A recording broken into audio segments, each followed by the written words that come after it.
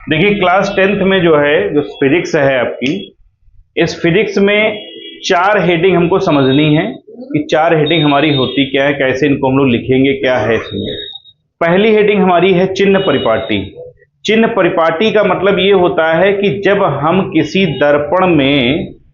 दर्पण में कोई भी वस्तु नापेंगे, चाहे वस्तु की दूरी, चाहे प्रतिबिंब की दूरी, चाहे वस्तु की लंबाई, चाहे प्रतिबिंब की लंबाई या किरण की दिशा, तो वो हमेशा चिन्ह परिपाटी के द्वारा ही नापी जाती है। अब इस चिन्ह परिपाटी में जो है आपके 4 पॉइंट हैं। पहले हम इस चिन्ह परिपाटी को ही समझेंगे। इस चिन्ह परिपाटी में कितने 4 पॉइंट हैं आपके। सबसे पहला पॉइंट ये कहता है कि जो भी प्रकाश आपतित होगा, जैसे मान लीजिए कि ये हमारे पास जो है क्या बना हुआ है, कोई दर्पण है। कौन सा दर्पण है ये आपका, बताइए। अवतल दर्पण है। ये हमारा क्या हो गया, अवतल दर्पण अगर दिया गया है और ये इसकी क्या हो जाती है, मुख्य अक्ष हो जाती है। ठीक, जहां पर मुख्य अक्ष दर्पण को काटती है, इस पॉइंट को हम लोग क्या कहते हैं, पी पॉइंट कहते हैं। ये हमारा पॉइंट क्या होता है, पी, यानी कि यही ध्रुव होता है, यही हमारा पोल हो जाता है। ध्यान ये रखना, नंबर 1 पॉइंट ये कहता है कि जो भी प्रकाश आपतित होता है वह हमेशा बाईं ओर से ही आपतित होता है। जो भी प्रकाश आपतित किया जाएगा वो हमेशा कहां से आएगा, बाईं ओर से ही आएगा। कभी भी दाईं ओर से प्रकाश आपतित नहीं किया जाएगा, ये हमेशा ध्यान रखिएगा। चिन्ह परिपाटी का सबसे नंबर 1 पॉइंट यही है कि प्रकाश जो भी आपतित होगा वह हमेशा बाईं ओर से ही आपतित किया जाएगा, दाहिनी ओर से नहीं आएगा। क्लियर। दूसरा पॉइंट हमारा यह भी कहता है कि जो भी डिस्टेंस नापी जाएगी वो हमेशा P से ही नापी जाएगी। अगर मान लीजिए कि यहां पर कोई वस्तु आपने रख दी है और इस वस्तु की दूरी को नापना है अगर आपको, तो ये हमेशा P से ही नापेंगे आप, कभी किसी अदर पॉइंट से इसको नहीं नापेंगे। ये ध्यान रखेंगे। जो भी दूरियां नापेंगे, चाहे वो दर्पण के इधर की ओर हो, चाहे दर्पण की उधर की ओर हो, हमेशा उनको कहां से नापा जाएगा, P से नापेंगे, यानी पोल से ही नापा जाएगा। तीसरा पॉइंट ये कहता है कि जो भी दूरियां हमारी पोल के दाहिनी ओर होंगी वो प्लस की, और जो बाईं ओर होंगी वो माइनस की रहेंगी। ये ध्यान रखेंगे। जो भी डिस्टेंस दर्पण के दाईं ओर नापी जाएगी वह हमेशा प्लस की रहेगी, और जो दर्पण के बाईं ओर नापी जाएगी वह हमेशा माइनस की रहेगी। ठीक। नंबर 4 पॉइंट, अगर कोई वस्तु है और वह मुख्य अक्ष के ऊपर रखी गई है सीधे, तो उसकी जो लंबाई होगी हम उसको हमेशा धनात्मक मानेंगे, और अगर वह वस्तु नीचे की ओर है तो उसको हमेशा हम माइनस का मानेंगे। मतलब वस्तु अगर रखी गई है तो ये सीधी वस्तु रखी गई है, मतलब ये मान लेते हैं ऑब्जेक्ट, तो ऑब्जेक्ट लिए क्या हो जाएगा, ये हमेशा प्लस का रहेगा। और अगर मान लीजिए कि कहीं इमेज बन रही है ऐसे, तो वो हमेशा क्या रहेगा, माइनस का रहेगा। तो ये ध्यान रखना है कि जो भी दूरियां हैं मुख्य अक्ष के ऊपर वाली वो प्लस की, और जो नीचे की ओर है वो क्या रहेंगी, माइनस की रहेंगी। ये आपकी क्या थी, चिन्ह परिपाटी की कहानी। सिर्फ 4 पॉइंट है चिन्ह परिपाटी के, याद रखेंगे। जब भी प्रकाश आपतित होगा हमेशा बाईं ओर से ही आएगा। जो भी दूरी नापोगे हमेशा पोल से ही नापोगे। पोल के बाईं ओर माइनस का, दाईं ओर प्लस का, मुख्य अक्ष से ऊपर प्लस का, मुख्य अक्ष से नीचे माइनस का। बस इतना ही आपको याद रखना चिन्ह परिपाटी के लिए। ठीक है। इसके बाद में हम लोग आते हैं किस पे, दर्पण के सूत्र पे, कि दर्पण का सूत्र आखिरकार होता क्या है।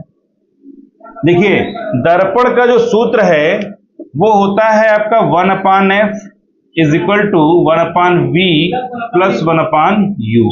यहां पर आपको देखिए 3 शब्द दिए गए हैं, ये 3 अक्षर हैं हमारे, कौन कौन से, f, v और u। यहां पर ये ध्यान देना है कि हमारा f क्या है। f जो होता है इसको हम लोग क्या कहते हैं, फोकस दूरी। इसको क्या कहेंगे, फोकस दूरी कहेंगे। और v जो होता है यह होती है प्रतिबिंब की दूरी। क्या होगी, प्रतिबिंब की दूरी होती है। ठीक है। और u जो होता है इसको हम लोग क्या कहते हैं, वस्तु की दूरी कहते हैं। ये हमारा हो जाता है सूत्र का पूरा क्लियरिफिकेशन। मतलब सूत्र क्या है, 1/f equal to 1/v plus 1/u। f क्या है, फोकस दूरी, v क्या है, प्रतिबिंब की दूरी, और u क्या है, वस्तु की दूरी कह लो, चाहे इसको बिंब की दूरी कह लो। ये आपका क्या है, दर्पण का सूत्र होता है। ठीक। तीसरा पॉइंट हमारा है कौन सा, आवर्धन। तीसरा पॉइंट क्या होता है, आवर्धन। आवर्धन को हम लोग व्यक्त करते हैं m से। और m बराबर हमारा जो फार्मूला निकल करके आता है वो क्या हो जाता है, I अपान O हो जाता है।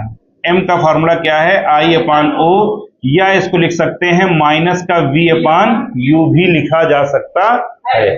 अब m तो हो गया आवर्धन, I जो होता है ये प्रतिबिंब के लिए है, या हम इसको लिख सकते हैं, फार्मूला ऐसे भी लिख सकते हैं अगर आपको सिंपल भाषा में लिखना है तो आवर्धन बराबर आपका लिख सकते हैं प्रतिबिंब की लंबाई, प्रतिबिंब की लंबाई बटे क्या हो जाएगा आपका, वस्तु की लंबाई। ये ध्यान रखेंगे, ये हमारा क्या है, आवर्धन का सूत्र है, जहां पर हमने लिखा कि m बराबर क्या होता है, I अपान O। I क्या है, प्रतिबिंब की लंबाई, और O क्या है, वस्तु की लंबाई। ये हमारा क्या हो जाता है, आवर्धन। और चौथी जो हेडिंग है वो है क्या, दर्पणों की पहचान, दर्पणों की पहचान। तो दर्पणों की पहचान जो है वो आप कर सकते हैं दो प्रकार से, ठीक। पहले पहचान हम कर सकते हैं स्पर्श करके।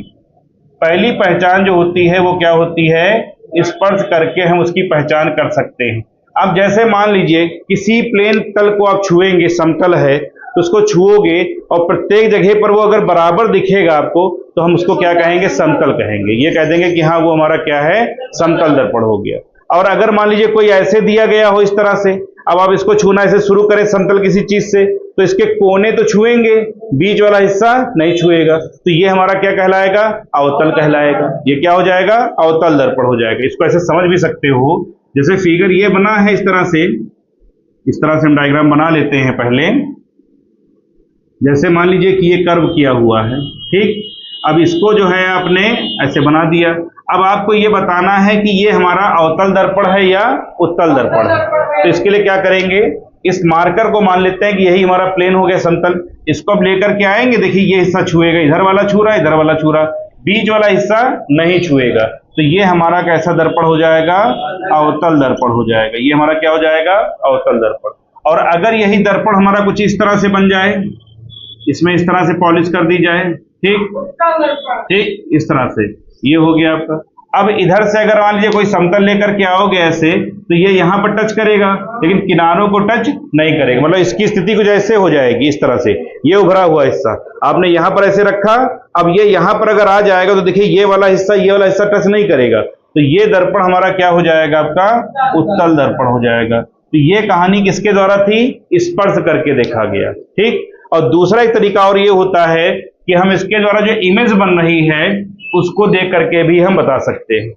इसकी इमेज क्या है कि इमेज कैसी बन रही है, यानी कि हम कह सकते हैं प्रतिबिंब देखकर, क्या देख करके, प्रतिबिंब को देख करके भी हमें बता सकते हैं कि हमारा दर्पण कैसा होगा। कैसे बताएंगे, अगर प्रतिबिंब किधर बनेगा, दर्पण के बाईं ओर, दर्पण के बाईं ओर बनेगा, तो वो हमारा लगभग अवतल दर्पण ही होता है। एक ही कंडीशन में क्या हो जाता है, वो हमारा उत्तल में कन्वर्ट होकर के, यानी कि दर्पण के दाईं ओर जाता है, जहां पर वो प्लस का हो जाता है। लेकिन इसमें उत्तल वाले में क्या होता है, आप वस्तु को चाहे जहां रखें, चाहे अनंत पर रखें, चाहे अनंत और पोल के बीच में रखें, प्रतिबिंब हमेशा कहां बनता है, दर्पण के पीछे ही बनता है, और हमेशा कैसा बनता है, आभासी बनता है। तो इस तरह से ये हमारी जो 4 छोटी छोटी हेडिंग थी, इनको हम लोगों ने कंप्लीट किया।